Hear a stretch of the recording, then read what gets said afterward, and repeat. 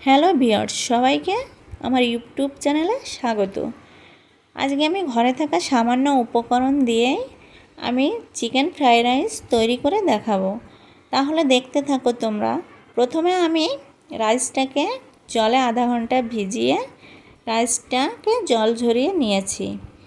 তারপর এখানে কেটে নিয়েছি ছোট একটা টমেটো, একটা পেঁয়াজ, বিনস, গাজর, ক্যাপসিকাম, আর নিয়েছি একটা ডিম, নিয়েছি 200 গ্রামের মতো চিকেন। প্রথমে আমি রাইসটা তৈরি করে নেব। তার জন্য আমি কিছুটা জল বসিয়ে তাতে একটা এলাচ, দারচিনি, স্বাদ মতো নুন আর কিছুটা সাদা তেল দিয়ে রাইসটা রান্না করে নেব। 80% রান্না করে নিয়ে আমি রাইসটাকে জলটা ঝরিয়ে ঠান্ডা করতে রেখে দেব।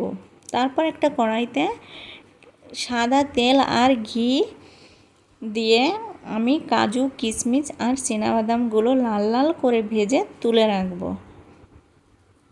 তোমাদের যদি আমার রান্নাটি ভালো লেগে থাকে তাহলে তোমরা একটা লাইক, কমেন্ট, শেয়ার করে পাশে থাকবে। তারপর দেখো ডিমটা কুচি কুচি করে ভেজে তুলে নিয়েছি।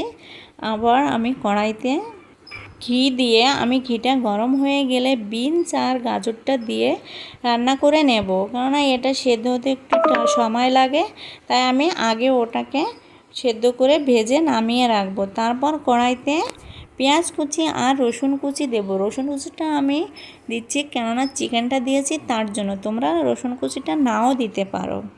তারপর এটাকে ভালোভাবে ভেজে আমি বাকি উপকরণগুলো দিয়ে আরও 1 থেকে 2 মিনিট এটাকে রান্না করে নেব। তারপর আমার ভেজে রাখা সমস্ত উপকরণগুলো দিয়ে আমি এটাকে ভালোভাবে নাড়িয়ে চাড়িয়ে তারপর দিয়ে দেব একটু স্বাদ মতো চিনি। তোমরা যদি চিনিটা না পছন্দ করো তাহলে তোমরা নাও দিতে পারো। তারপর আমি দিয়ে দেব ঠান্ডা করা